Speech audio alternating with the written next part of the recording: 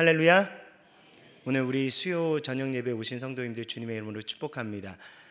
날씨가 이제 조금 저녁 되니까 좀 선선하죠? 아닌가요? 조금 살 것 같더라고요. 제가 우리 청년들과 함께 카메룬을 다녀왔잖아요. 아프리카가 더 시원합니다.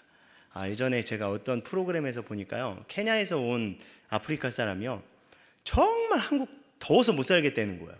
그래서 그거 보면서 무슨 저런 소리를 하냐, 아프리카 사람이 한국 더위 가지고 왜 그러나 그랬더니 가보니까요, 정말 저희가 경유를 했었던 에티오피아라는 곳에 저희가 경유를 했거든요. 그래서 비행기가 조금 지연되는 바람에 하루 정도를 거기서 묵었습니다. 그래서 친절하게 호텔까지 제공해줘서 일정에는 그렇게까지 일정이 되지 않았었는지, 처음 계획 잡을 때는. 그래서 하루를 머물면서 좀 에티오피아 그 아디스아바바라는 그 수도 시내도 좀 돌아다니고 막 그랬었어요. 아디스아바바에 저희가 있었을 때 평균 온도가 20도였습니다. 정말 이게 추웠어요. 근데 이제 한국으로 돌아오니까 진짜 굉장히 덥더라고요. 근데 이제 요즘에는 조금 아침 저녁으로 좀 선선한 것 같습니다. 정말 이제 끝나지 않을 것 같은 이제 더위가 이제 물러가는 것 같아요. 이제 한 몇 개월만 지나면요, 이제 막 춥다고 막 난리칠 겁니다. 우리나라가 시베리아보다 추울 때는 더 추운 거 아십니까? 아프리카보다 더 더운 나라가 이 여름이 한국 여름이고요. 시베리아보다 더 추운 겨울이 바로 이 한국 겨울입니다. 여러분들 준비하시고요. 마음의 준비를 좀 다 했으면 좋겠어요. 전 이번 여름을 지나면서요, 좀 굉장히 감사했어요. 왜냐하면 그 어느 때보다도 뜨거운 우리 여름을 좀 보낸 것 같아요. 제가 이 중앙교회에 와서 이제 세 번째 이제 여름 사역을 맞이했는데, 우리 청년부가 정말 뜨거운 여름을 보냈습니다. 우리 항상 이제 두 번째 2년 동안 한 나라 가기도 굉장히 바빴거든요. 그런데 이번 여름에는 저희가 두 나라를 섬겼습니다. 몽골도 가고요, 카메룬도 갔습니다. 이제 몽골은 이제 직장인들 위주로 저희가 이제 가서 이제 목요일 날 떠나서 이제 금, 토, 일, 월 이렇게 3일 딱 있었거든요. 4일 정도 있었는데 딱 3박 4일 동안 사역만 했어요. 몽골 팀들 같은 경우 가가지고 정말 자기의 시간을 내어드려서 정말 직장인들 막 하루 이틀 막 연차 써가면서 이렇게 주말을 하나님 앞에 올려드리며 가가지고 몽골 아이들과 함께 너무나 귀한 은혜의 시간을 보냈고요. 또한 카메룬 저희가 다녀왔는데 송은찬 선교사님께서 이야기하시는 그 이야기가 굉장히 감사하면서도 굉장히 도전이 됐어요. 뭐냐면 이제 우리 송 선교사님이 파송받으신 지 24년이 됐다 그러시더라고요. 24년 만에 파송된 교회에서, 협력하는 교회에서 처음으로 단기팀이 왔대요.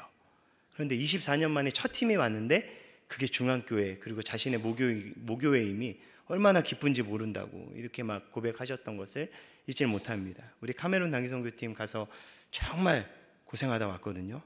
좀 살 좀 빠져 보이지 않습니까?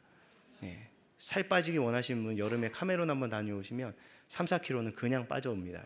준비하시면 될 것 같고요. 그렇게 해서 갔다 왔습니다. 우리 청년들이 거기뿐만이 아닙니다. 모든 주일학교에 교사들이 들어가 있지 않습니까? 우리 청년들이요, 참 요즘 이렇게 의리 있는 청년들 찾아보기가 쉽지 않아요. 청년들이 참 이렇게 한 교사 어떤 부서 섬기고 있으면 보통 그 부서 애들만 섬기지 다른 부서 애들까지 가가지고 지원 가고 그러지 않거든요. 근데 저희 청년들은 정말 유년부 수련회 한다 그럼 막 초등부 막 중고등부 교사하는 친구들까지 가가지고 막 섬기고 같이 기도로 도와주고 막 섬겨주고 막 그래요.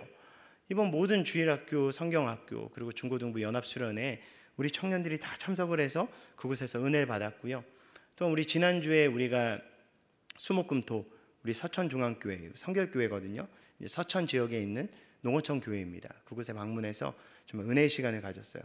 청년부는 매번 이제 사역지 여름에 수련회 갈 때마다 가서 우리끼리만 은혜 받는 것에 벗어나서 좀 의미 있는 걸 하자. 모교회의 청년부로서 할 수 있는 게 뭐가 있을까 고민하다가 시골에 있는 그 지역 교회들이 필요한 것 굉장히 많잖아요. 가면 청년들이 없기 때문에 저희가 방문한 그 교회도요, 청년들이 많이 모여야 5명 정도 모인대요. 그런 작은 교회이다 보니까 해야 될 것들이 많아요. 가가지고 저희가 노방전도도 했고요. 거기 가가지고 교육관이 파란색 이렇게 그 쇠로 지은 그런 건물이더라고요. 그래서 거기서 저희가 벽화도 막 그렸어요. 그래서 막 커다란 고래, 엄청나게 큰 고래 한 마리 그렸거든요. 근데 저희는 그냥 파란색 벽이었기 때문에 고래를 그렸는데 거기서는 그걸 요나의 이야기로 해석을 해주시더라고요. 그래서 뭐 그렇게 해석하시는 대로 뭐 이렇게 알아서 아이들에게 전달해 주시라고. 그러면서 저희는 이제 벽화도 그리고 그 지역 주변에 있는 쓰레기도 줍고요. 그리고 그곳에 있는 교회에 나 있는 풀들도 잡초도 제거하고 그 안에서 정말 저희가 뜨겁게 기도하고 찬양하면서 정말 하나님께서 우리에게 주신 귀한 은혜를 경험하고 왔습니다. 이번 여름 수련회를 비롯해서 여름 사역을 쫙 경험하다 보면서 제가 청년들을 바라보면서 느꼈었던 것이요, 정말 우리에겐 은혜가 필요하다라는 것이었습니다. 여러분, 우리에게 은혜가 필요합니다. 여러분, 이 청년이 모든 부서가 그렇겠지만 특별히 이 청년부에겐 정말 이 여름 수련회 그리고 단기 선교, 이러한 이 여름 사역이 너무나 중요합니다. 왜냐하면요, 우리가 자칫 잘못하면 우리의 삶 가운데 너무나 잘못된 방향과 시선을 가지고 하나님께서 원하시지 않는 그 길을 걸어갈 수 있기 때문입니다. 그런데 그것을 재조정할 수 있는 너무나 귀한 은혜의 시간이 그 시간이 되기 때문입니다. 여러분, 이게 과연 청년들에게만 이 은혜가 필요할까요? 우리에게 허락된 은혜의 자리가 우리에게도 너무나 중요한 것은 바로 이 이유이기 때문입니다. 여러분, 바쁜 일상을 뒤로하고 우리가 이 자리에 모이지 않았습니까? 여러분, 이 바쁜 일상을 뒤로하고 이 자리에 모인 이유가 무엇입니까? 여러분, 해야 할 것 너무나 많지 않습니까? 그리고 우리에게 편안한 거 너무나 많고 우리가 누릴 수 있는 것 너무나 많지만 이 자리에 나온 것은 우리 삶 가운데 재조정이 반드시 필요하기 때문입니다. 여러분, 우리는 완전하지 않기 때문에요, 너무나 작은 것에도 쉽게 흔들리고 거대한 세상의 소용돌이 속에, 세상의 흐름 속에 쉽게 빨려 들어갈 수 있기 때문입니다. 바로 은혜의 자리에 나와서 바로 하나님 안에서 기쁨을 우리는 회복해야 합니다. 왜냐하면 성도는 환경적인 기쁨이 아니라 영적인 기쁨을 누리며 살아가는 자들이 바로 성도이기 때문입니다. 여러분, 세상은 우리를 너무나 쉽게 속입니다. 그리고 잘못된 믿음이 우리를 속이기도 합니다. 그래서 우리의 믿음은 너무나 쉽게 환경의 영향을 받기도 합니다. 오늘 함께 나눌 본문 말씀이 하박국서 말씀은요, 하박국의 결론 부분입니다. 하나님께 호소하며 하나님의 응답을 듣고자 있었던 바로 하박국, 도저히 이해되지 않는 하나님의 뜻과 계획 앞에서 결국 하박국은 어떤 결론을 내리냐면요, 하나님을 찬양하기로 그는 결단하며 하나님 앞에 나아갑니다. 그리고 이 하박국의 고백 안에는 우리가 끝까지 지켜야 될 그 신앙의 본질적인 요소가 들어있습니다. 오늘 함께 나눌 말씀을 통해서요, 다시금 하나님을 붙드는 그 신앙의 본질로 돌아가서 세상의 흐름에 휩쓸리지 않고 믿음 위에 굳게 서서 하나님의 나라가 확장되는데 귀하고 아름답게 쓰임받을 수 있는 우리 모두가 되길 예수님의 이름으로 간절히 축원합니다. 하박국을 통해서 말씀하시는 우리가 지켜야 될 신앙의 본질이 과연 그렇다면 무엇일까요? 첫 번째로 하나님을 하나님으로 인정하는 것에서부터 우리의 신앙은 시작된다라는 것입니다. 우리 시간 17절 다시 한번 더 읽을 텐데요, 이 시간 다시 한번 더 읽을 때는 우리 현대인의 성경 우리 버전으로 우리 같이 한번 더 읽어보도록 하겠습니다. 우리 17절 말씀 같이 한번 더 읽어보겠습니다. 시작. 비록 무화과 나무에 꽃이 피지 않고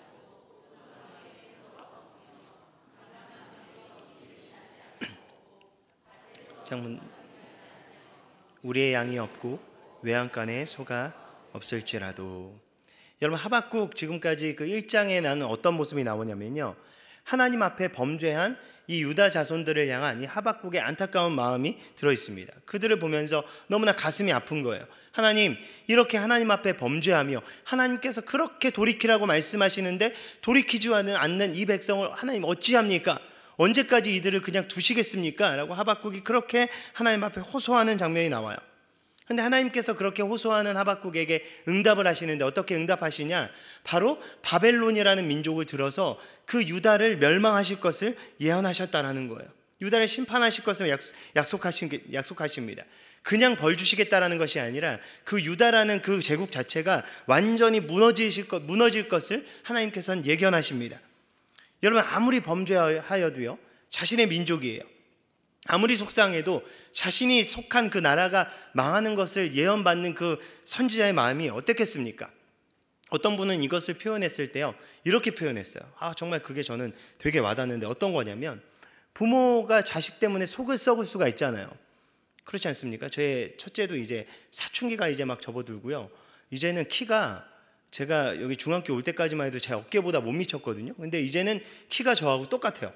그러니까 이게 초등학교 6학년밖에 안 됐는데 키가 저하고 똑같습니다. 그러니까 이 녀석이, 그래도 저는 이제 아버지니까 아직까지는 제 권위에 순종하는데요, 이제 엄마보다 훌쩍 크니까요, 이제 엄마가 뭐라 하면 딱 눈을 뜨고 막 굽히지 않습니다. 머리를 빳빳이 세워요. 저한테도 가끔 그럴 때가 있는데요. 그럴 때 보면 속이 막 속상합니다. 아마 다들 우리 사춘기 자녀들을 키워보신 부모님들은 겪었을 것 같은데요. 그럴 때마다 속이 뒤집어지지 않습니까? 저 녀석 저거 어떡하지? 하나님 저 녀석 어떡하죠? 하나님 저 녀석 좀 어떻게 좀 혼나 정신 차리겠습니까? 이렇게 부모가 기도할 수는 있는데요. 그렇게 기도한다라고 할지라도 내 자식이지 않습니까? 그렇다고 해서 내 자식이 밖에 나가서 불량배들한테 두들겨 맞으면서 돌이키고 돌아오는 것은 또 아니지 않습니까? 여러분, 하박국의 심정이 그랬을 거라는 거예요. 하나님 앞에 자신의 민족을 위해서 하나님 앞에 한탄하고 하나님 앞에 나아가지만 더 범죄하는 그 악한 민족에게 심판을 받는다라는 그 메시지를 받았었을 때 하박국은 정말 이해하지 못했을 거예요. 성경 말씀에서 하나님 이것이 어떻게 된 일입니까? 라고 신사적으로 표현돼서 그렇지요. 정말 실제로 하박국이 하나님 앞에 어떻게 기록했겠습니까? 고백했겠습니까? 하나님 이게 말이 됩니까? 하나님 이것은 말도 안 됩니다. 하나님 다시 한 번 더 생각해 주십시오. 라고 하나님 앞에 그렇게 탄원하지 않았겠습니까? 그때 하나님께서 하박국에게 주신 음성이 무엇입니까? 바로 주님의 말씀이 성취된다라는 말씀을 바로 2장 말씀에서 주십니다. 하나님의 뜻이 반드시 이루어진다라는 것입니다. 여러분, 그런데 하박국이 왜 이것을 온전히 처음에 받아들이지 못했을까요? 왜냐하면 자신이 생각하는 기준과 달랐기 때문입니다. 자신의 기준과 경험으로는 그것을 이해할 수 없었기 때문입니다. 그걸 받아들이고 싶지 않았기 때문입니다. 여러분, 그런데 이것은 우리도 똑같습니다. 우리가 하나님을 왕으로 고백하고 그분은 나의 주님으로 고백하지만 정말 하나님의 그 뜻을 우리가 왕 대신 하나님의 그런 뜻으로, 우리의 주인 대신 하나님의 뜻으로 우리는 받아들이고 있냐는 것입니다. 혹시 우리가 원하는 기준, 우리가 원하는 응답의 결과를 이미 정해놓고 하나님 앞에 구하고 있지 않냐는 것입니다. 하박국도 우리가 무엇을 하는 것입니까? 하나님의 하나님 되심을 온전히 인정하지 못하고 있었다는 것입니다. 여러분, 하나님의 주임됨을 인정하느냐 안 하느냐, 그 민낯이 여러분 어디에 드러나는지 아십니까? 여러분, 내 뜻대로 일이 잘 풀릴 때가 아닙니다. 내가 성공의 가도를 달릴 때가 아닙니다. 내가 원하는 것들이 내 삶 가운데 이루어질 때가 아니라 내 계획이 다 틀어지고 내 기준의 은혜가 아닌 다른 것이 주어질 때입니다. 요처럼 내가 바라고 쌓아올린 그 모든 것들이 다 무너져 내렸을 때, 그때서야 비로소 정말 내가 누구를 의지하는지, 내가 무엇을 믿고 따르는지, 정말 내가 무엇을 주인 삼는지 그 처절한 민낯이 그때서야 비로소 드러난다라는 것입니다. 여러분, 우리 삶 가운데 우리가 원하는 삶의 축복을 한번 살펴볼까요? 여러분, 우리 모두가 다 축복받길 원하죠. 여러분, 특별히 우리 대한민국, 우리 한국 이 민족은요 정말 복을 좋아합니다. 여러분, 그런데 이 축복의 기준이요, 믿는 사람들이 다 기준이 다르다라는 데 있습니다. 여러분, 만약 우리의 기도와 관심이 우리 자녀의 세상적인 성공에 있다면 여러분, 우리 축복의 기준이 어디 있는 겁니까? 바로 자녀의 대학과 취업에 우리의 성공의 기준이 있을 수 있다는 거예요. 여러분, 우리가 간절히 바라는 것이 우리의 물질적인 확장에 있다면 우리의 복의 기준은 물질에 있을 수 있다는 겁니다. 여러분, 우리의 기도 제목이 세상 사람들에게 인정받는 것에 있다면 여러분, 우리의 복의 기준은 세상적인 명예가 될 수 있다는 거예요. 그런데 한번 볼까요? 여러분, 진짜 우리 자녀가 대학 가지 못하고 때로는 좋은 곳에 취직 못할 수도 있지 않습니까? 우리가 정말 하나님을 잘 따르고 하나님을 잘 믿어도요, 우리 자녀가 그렇게 잘 되지 못할 때가 있어요. 여러분, 우리 사업이 확장되지 못할 때가 있습니다. 여러분, 그러면 그것이 축복이 아닙니까? 여러분, 그것이 실패한 겁니까?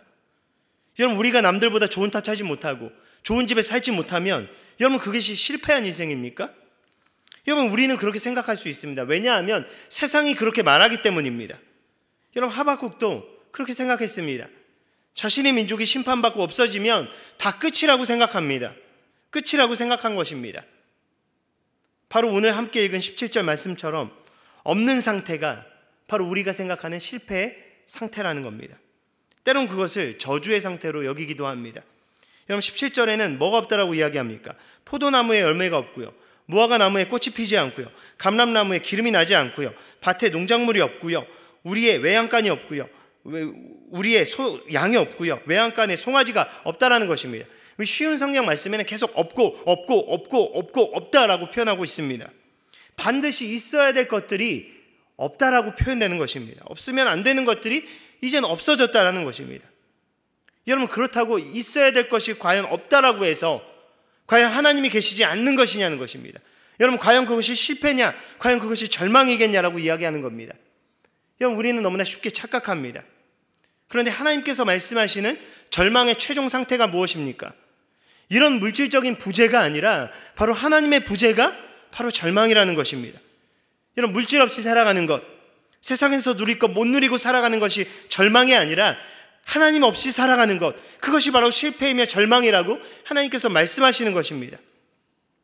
우리의 삶의 물질적인 환경적인 것이 무너질 때 우리 삶 가운데 희망이 없는 것이 아니라 우리의 믿음이 무너지고 더 이상 믿음대로가 아니라 세상 것 붙들고 살아갈 때 교회의 성도가 구별함 없이 살아가서 이제는 그것이 만성이 되어서 더 이상 하나님을 찾으려고 하지도 않고 하나님을 알아가려고 하지도 않고 그대로 마음이 굳어져서 무뎌진 상태로 남겨져 있을 때 여러분, 그것이 희망이 없는 것 아니겠습니까? 여러분, 과연 당연한 것이 있을까요? 여러분, 이것은 당연한 것이 없어요. 여러분, 그 당시에 가장 흔한 나무가, 이스라엘에서 흔한 나무가요, 무화과나무, 감람나무, 포도나무입니다. 널린 것이 그겁니다. 이스라엘 사람들이 정말 기본적으로 그것을 깔고 이제 농작물을 짓고 막 하는 모든 것들이 그 나무에 속해져 있습니다. 여러분, 무화과나무에 무화과가 맺히는 것, 포도열매에 포도가 맺히는 것, 감람나무에서 올리브 기름이 나오는 것, 너무나 당연하다고 여기는 것이 여러분 당연한 것이 아니라는 것입니다. 여러분, 하나님께서 허락하시는 은혜라는 것입니다. 여러분, 지금 우리가 마주하는 것들, 우리가 편하게 누리는 것들, 우리 삶 가운데 우리에게 허락된 것들, 여기서 여러분 당연한 것이 있습니까? 당연한 것이 없습니다. 하나님께서 허락하시는 은혜입니다. 여기서 우리가 아무렇지 않게 누리는 것이 정말 큰 은혜임을 우리가 느끼지 못할 때가 많이 있습니다. 여러분, 그것을 언제 느낍니까? 그것을 거두어 가시면 그때서야 비로소 느끼게 되는 것입니다. 여러분, 그렇기 때문에 모든 것이 은혜임을 발견하는 것이 여러분 신앙입니다. 그렇게 모든 것이 은혜임을 발견하는 신앙은 하나님의 필요성을 절대적으로 느낄 수밖에 없는 것입니다. 여러분, 그렇기 때문에 주어지든지 주어지지 않든지 허락되든지 거두어 가시든지 그 안에 하나님의 뜻이 있음을 인정하고 그분께서 나의 왕 되심을, 그분께서 나의 선한 목자가 되심을 믿고 시작하는 것이 여러분 신앙의 기초라는 것입니다. 여러분, 하박국 2장에서는요, 하박국의 그런 간청에 하나님께서 응답하시며 모든 것을 계획하시며 이끄시는 분이 하나님임을 강조하시면서요, 때로는 이런 심판과 징계와 이런 모든 역사의 모든 것들은 나타나시는 그 이유를 하나님께서 뭐라고 이야기하시냐? 바로 물이 바다 덮음같이 여호와의 영광을 인정하는 것이 세상에 가득하게 될 것임을 하나님께서 말씀하십니다. 여러분, 하나님께서 어떤 분이십니까? 스스로가 하나님이심을 보여주시는 분이십니다. 로마서는요, 이 세상 하나님께서 만드신 피조물을 바라볼 때 하나님의 살아계심을 인간이 부인하지 못할 것이라고 이야기했습니다. 여러분, 그것이 무엇입니까? 하나님께서 자연 만물을 통해서 하나님의 살아계심을 보이신다는 것입니다. 온 우주적인 시스템을 통해서 우리 인간이 얼마나 힘이 없고 나약하고 하나님께서 광대하시고 크신 분이신지 보여주신다라는 것입니다. 역사를 통해서 증명되는 것이 무엇입니까? 이 세상에 절대적인 왕조가 있습니까? 절대적인 힘이 있습니까? 아무리 부귀 영화를 누린 바벨론, 로마, 모든 통치 제국들이 영원한 나라가 있었습니까? 모든 나라들의 끝이 있지 않습니까? 그것이 무엇입니까? 모든 역사의 주관자 대신 하나님의 계획 안에 모든 것이 이루어진다는 건 아닙니까? 하나님께서 그 스스로를 이 세상 가운데 드러내십니다.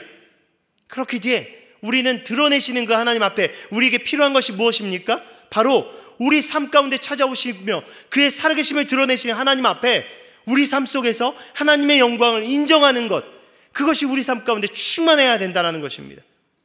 여러분, 우리의 가정과 직장을 이끄시는 하나님의 살아계심이 있습니다. 여러분, 우리 가정 안에 그리고 우리 직장 안에 임하시는 그 여호와의 영광을 인정하는 그러한 믿음이 우리에게 필요하다는 것입니다. 우리의 미래와 우리의 모든 것을 붙드시며 살펴보시는, 우리의 삶을 주관하시는 하나님을 바라보는 믿음을 인정하는 것이 우리의 삶 가운데 필요하다는 것입니다. 여러분, 그렇게 살아갈 수 있는 우리 모두가 되게 예수님의 이름으로 축복합니다. 여러분, 그렇게 살아가는 삶은 여러분 어떠한 신앙 위에 서겠습니까? 여러분, 어떻게 살아가겠습니까? 18절 말씀이 보여줍니다. 우리 18절 말씀 다시 한번 더 읽을까요? 18절 말씀 함께 읽겠습니다. 시작. 여호와 하나님이 나의 구원이 되심으로 내가 기뻐하고 즐거워하리라.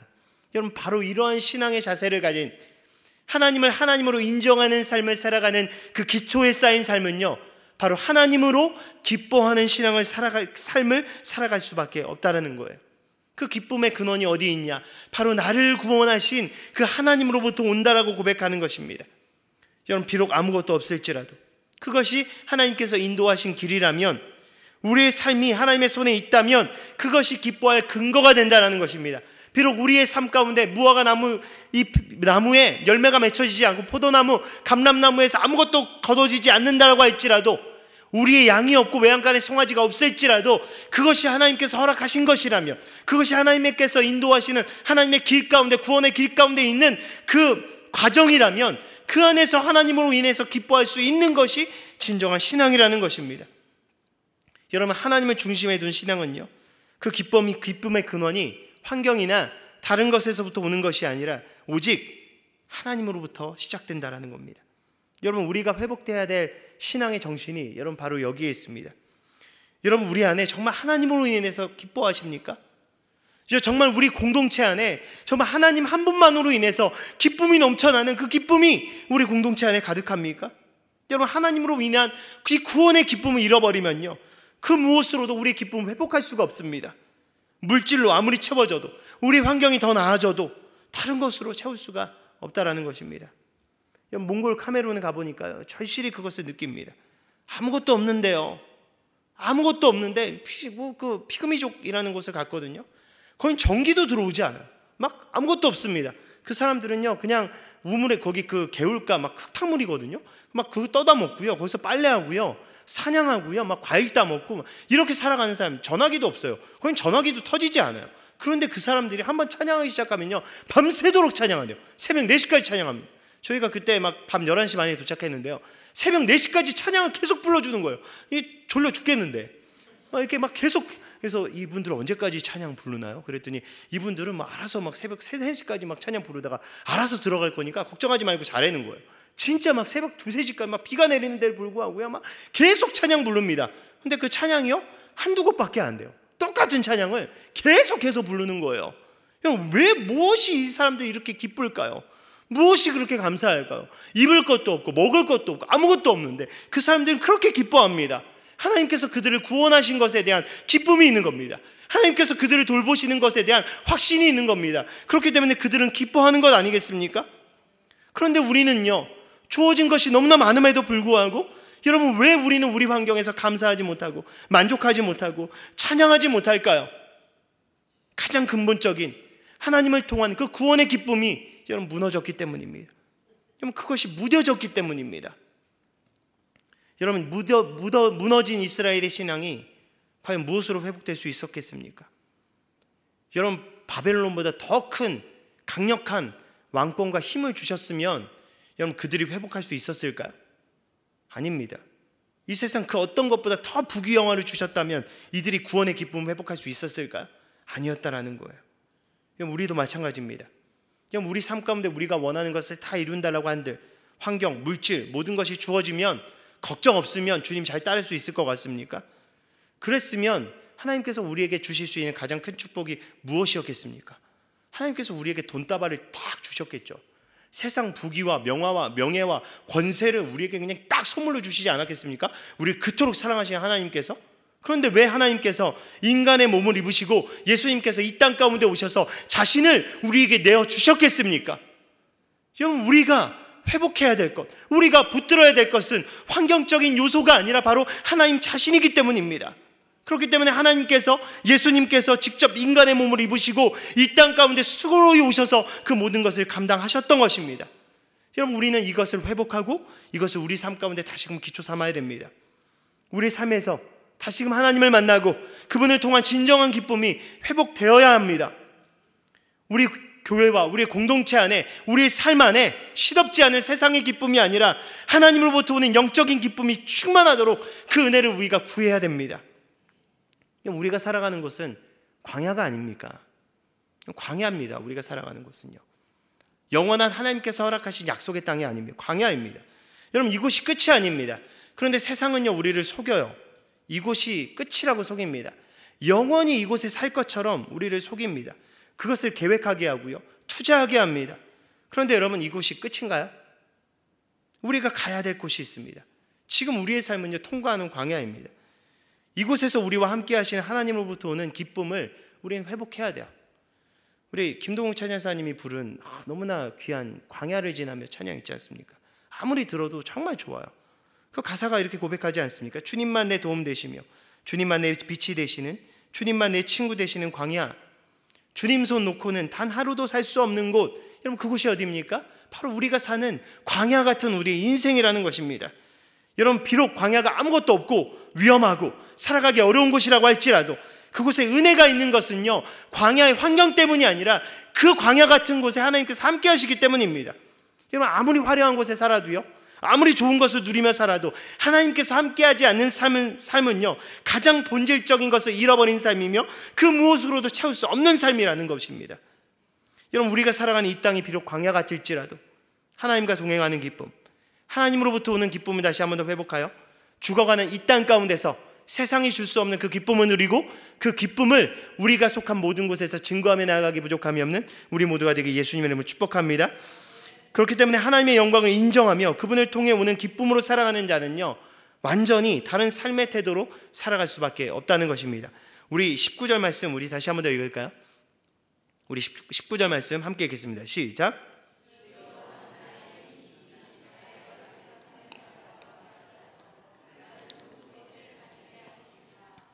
이 노래는 성가대 지휘자에 따라 내 수금에 맞춘 것이다. 여러분, 하박국은요, 그의 마지막 결론을 이렇게 내려요. 주 여호와는 나의 힘이시다. 아멘? 여러분, 믿으십니까? 여러분, 함께 고백해 볼까요? 주 여호와는 나의 힘이시다. 여러분, 그렇습니다. 여러분, 아무것도 보이지 않아도, 아무것도 할 수 있는 게 없어도, 아무것도 잡히는 것이 없어도 하나님께서 우리의 힘이 된다라고 하박국은 고백한 것입니다. 여러분, 이게 하박국만의 고백입니까? 하나님을 진정으로 만났었던 사람들, 그리고 그분의 주권을 인정하며 그분 안에서 오는 그 참된 기쁨을 누렸었던 모든 자들이 고백한 것이 바로 주 여호와는 나의 힘이 되신다라는 고백 아닙니까? 여러분, 왜 그럴까요? 세상 끝이 있잖아요. 세상에는 흐름이 있지 않습니까? 세상에 완전한 대세가 있습니까? 대세는 바뀌어요. 모든 흐름은 바뀝니다. 그렇지만 하나님께서는 영원하시며 변함없는 분이시기 때문입니다. 그렇기 때문에 영원하신 그분께 근거하는 신앙, 그 근거하는 신앙이 흔들림이 없는 것입니다. 여러분, 잘못된 기도는요, 그 기도가 바로 나를 향하고 내 환경을 향할 때입니다. 여러분, 우리의 기도를 살펴보십시오. 여러분, 이 하박국은요, 자신을 어떻게 표현하냐, 자신이 걸어가고 있는 그 인생의 길을 표현할 때 사슴과 같은 발이라고 표현합니다. 여러분, 그런데 우리는 하나님 앞에 구할 때 어떻게 구합니까? 사자가 되려고 합니까? 사자와 같은 발을 구합니다.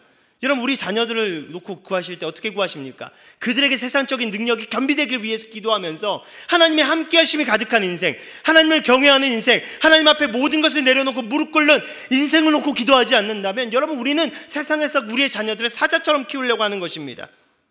세상의 중심에 서서 세상의 능력을 가지고 세상을 호령하는 그런 존재로 키우고 싶어 하지 않습니까? 그런데 오히려 하나님의 은혜를 경험한 하박국은요, 자신을 사슴에 표현하고 있습니다. 여러분, 사슴이 어떻습니까? 힘이 있나요? 사슴 힘 없어요. 자신은 보호할 강력한 무기가 있습니까? 무기 없습니다. 사슴은 숲에서 강자입니까? 약자입니까? 약자입니다. 맹수의 위험에 노출될 수 있는 연약한 초식동물입니다. 여러분, 사슴에겐 위험하지 않는 환경보다 위험한 환경이 더 많을 수도 있습니다. 여러분, 우리의 삶이 딱 그렇지 않습니까? 성도의 삶이 딱 이와 같습니다. 성경은요, 우리의 삶이 안전하다라고 보장하지 않습니다. 오늘 본문은요, 사슴의 발이 높은 곳을 향한다라고 이야기합니다. 여러분, 높은 곳은 어떤 곳입니까? 위험한 곳입니다. 떨어질 수 있는 곳입니다. 거기서 떨어지면 죽을 수도 있는 곳입니다. 여러분, 선한 목자 대신 하나님께서 이끄시는 길은요, 때로는 사망의 음침한 골짜기를 만나지 않는 곳이라고 이야기하지 않습니다. 때로는 우리가 사망의 음침한 골짜기를 다닐지라도 라고 성경은 이야기하고 있지 않습니까? 여러분, 예수님의 제자로서 감당해야 되는 길은요, 모든 축복과 은혜가 보장된 넓디 넓은 대로를 간다고 이야기하지 않습니다. 좁은 문을 들어가는 길이라고 이야기하고요, 그곳은 나를 부인하며 내가 사랑하는 것을 뒤로하는 나의 십자가를 지는 곳이라고 하나님께서는 이야기하지 않습니까? 여러분, 이곳은 위험한 삶입니다. 그렇지만 차원이 다른 삶입니다. 왜냐하면 땅의 것에 안주하지 않고 하늘의 영광을 바라보며 살아가는 삶이기 때문입니다. 이 사슴의 발을 높은 곳에 비유한 이 비유가 얼마나 아름다운지 몰라요. 여러분, 사자의 능력을 구하는 자들은 무엇을 향해서 살아갈 것 같습니까? 땅의 것을 구하면서 살아갑니다. 땅에서 먹을 것을 찾아서 그냥 그것에만 매이는 삶입니다. 그렇지만 사슴처럼 약하지만 하나님 손에 붙들리는 삶은요, 위험하다라고 할지라도 높은 곳을 향해서 하나님의 뜻을 향해서 올라가는 삶이라는 것입니다. 차원이 다른 삶입니다. 땅의 것에 안주하지 않고 하늘의 상급을 바라보며 하늘의 영광을 바라보며 살아가는 삶입니다. 땅에서 먹이를 찾아서 남을 짓밟고 썩어질 것을 향하는 삶과 여러분 감히 비교가 될 수 있겠습니까? 여러분, 성도는요, 안전하지 않고 위험에 노출되고 완벽하지 않을지라도 여러분, 그 성도의 삶이 복된 이유는 딱 한 가지입니다. 바로 그 삶을 살아갈 때 힘 대신 하나님을 경험할 수 있기 때문입니다. 약할 때 강함 되시는 그 하나님을 경험할 수 있기 때문입니다. 능력 되시는 하나님의 함께 하심을 경험할 수 있기 때문입니다. 연약한 것 같은 우리의 삶 가운데 하나님의 뜻이 이루어지며 하나님의 나라가 확장되는 것을 볼 수 있는 축복이 주어지기 때문입니다. 세상 끝날까지 함께 하시며 우리를 지키시는 그 하나님의 손길을 경험할 수 있기 때문입니다. 사방으로 우리가 둘러싸움을 당해도 그 가운데서 건지시는 하나님의 도움의 손길을 느낄 수 있기 때문입니다. 여러분, 세상을 보십시오. 나의 힘을 키우려고 합니다. 나의 힘을 가지고 강력한 무기를 만들어냅니다. 그것은 하나님을 떠난 인간이 하던 일입니다. 하나님을 떠난 죄인된 인간이 하던 일은요, 성을 쌓고 무기를 만들고 하나님 없이 살아가는, 자신을 지켜갈 수 있는 것들을 개발해내는 것이었습니다. 하나님을 두려워하지 않고 하나님을 알아가지 않는 그 상태가 되었습니다. 그런데 하나님을 믿는다라고 하는 자들조차 세상의 방법대로 세상의 눈치를 보며 세상의 가치를 쫓는다면 진짜 우리가 믿는 것이 진짜가 아님을 우리 스스로 증명하는 것이 아니겠습니까?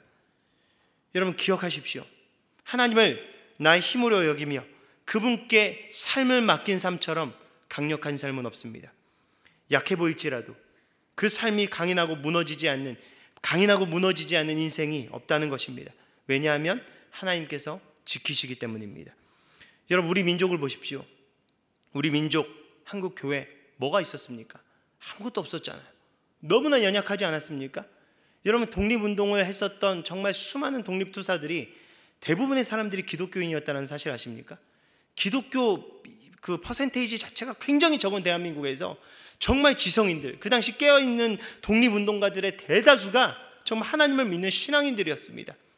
여러분, 그들의 환경 속에서 정말 그 일제의 탄압 속에서 무너지는 이 대한민국의 아픔을 봤을 때 그들이 가슴을 치면서 눈물을 흘리지 않았겠습니까? 여러분, 그들은 너무나 연약하고 무너지는 것 같아도 여러분, 그 시기가 어떤 시기였습니까? 한국 교회가 뜨겁게 일어나는 시기 아니었습니까? 하나님께서 우리 대한민국과 한국 교회를 일으켜 세우시는 놀라운 시기 아니었습니까? 여러분, 지금 우리에게 필요한 것은 다른 것이 아닙니다. 여러분, 외부적인 환경이 해결되는 것이 아닙니다. 여러분, 우리나라 지금 경제, 국제적인 모든 것들 위기 가운데 있습니다. 여러 가지 어려움 가운데 직면해 있을 수도 있습니다. 그렇지만 우리가 놓고 기도해야 될 것은 그런 것들이 해결될 수 있도록 기도하는 것이 아닙니다. 왜냐하면 그것은 하나님의 주권에 달려있기 때문입니다. 하나님께서 우리 민족 살리시기로 작정하시면 살리실 것이고요, 우리 민족 하나님께서 때로는 어려움을 허락하셔서 정신 차리게 하나님께서 우리 민족 가운데 어떠한 그런 위기를 허락하신다면 그거 우리가 막을 수 없습니다. 우리가 이 가운데서 해야 될 것은 무엇이냐? 정말 하나님 붙들고 하나님 안에서 우리의 신앙이 회복되길, 우리의 마음이 온전히 우리의 중심이 주님을 향하길 간절히 바라보면서 돌이키며 하나님께로 나아가는 것입니다. 하나님의 하나님 되심을 인정하며 그분의 계획과 뜻 앞에 순종하여 이제는 내 삶을 다시 한 번 더 하나님 앞에 내어드리는 그 삶이 필요하다는 것입니다. 세상적인 기쁨이 아니라 하나님으로부터 오는 진정한 기쁨을 회복할 수 있어야 되는 것입니다. 우리 힘드신 주님을 붙들고 살아갈 수 있도록 내가 의지하고 바라보던 세상의 모든 것들을 다시 조정하고 우리의 시선을 주님께로 고정할 수 있어야 합니다. 여러분, 저는요, 성결교단이 참 좋은 것 같아요. 여러분, 성결교회를 다니시지 않습니까? 또 성결교회가 만들어진 중앙교회를 다니시는 여러분 어떠십니까? 성결교단이 좋으십니까? 성결교회가 좋으십니까? 제가 왜 성결교회 좋아하냐면요, 바로 이 성결이라는 교리 때문입니다. 여러분, 우리 성결교회는요 굉장히 차이가 있어요. 우리 교리적으로 굉장히 순복음교회랑 비슷하거든요. 그래서 초창기 성결교회는 정말 뜨거웠어요. 뜨거움의 대명사는 순복음교회잖아요. 순복음교회 기도, 뜨거움 이런 거 다 밀리지 않았습니다. 그런데 성결교회가 정말 하나님께서 축복을 받은 이유는 딱 이 한 가지라고 생각합니다. 더 능력 있고 장로교단 이런데 막 선교사 파송받아가지고 지원받고 세워진 교회가 아니지 않습니까? 근데 하나님께서 왜 이렇게 놀랍게 축복하셨겠습니까? 바로 뜨겁게 하나님의 은혜를 구하며 그 은혜를 가지고 방향을 어디로 설정했냐? 바로 성결한 삶을 살아가기로 노력한 성도들이 만들어낸 교회가 바로 성결 교회이기 때문입니다. 그렇기 때문에 하나님께서 축복하신 거예요. 우리는 어떤 자들입니까? 우리의 시작이 어떤 자들이었다고요? 세상의 복을 위해서 은혜를 찾고 구하는 자들이 아니라 우리의 태생 자체가 정말 성결한 삶을 살아가기 위해 그 성령의 충만한 그 능력과 은혜를 구했었던 교회가 우리 성결교회고, 그 성도들이 바로 우리의 뿌리의 근원이라는 것입니다. 여러분, 이 신앙 위에 서나갈 때 그때서야 비로소 하나님께서 원하시는 빛과 소금의 역할을 감당할 수 있는 것 아니겠습니까? 여러분, 무너지는 교회를 일으킬 수 있는 신앙은요, 바로 이 성결의 신앙을 회복하는 데서부터 시작하는 것입니다. 여러분, 우리의 그 신앙을 회복하여 오직 하나님 한 분만으로 기뻐할 수 있고, 그분 안에서 감사와 만족을 누리며 그 힘을 가지고 이 세상 가운데 지배를 받고 그것에 영향을 받는 것이 아니라 우리의 모든 환경을 뛰어넘어 정말 하나님께서 주시는 평안과 기쁨을 말미암아 모든 것을 넉넉히 이기면서 나아가기 부족함이 없는 우리 모두가 되길 예수님의 이름으로 간절히 축원합니다.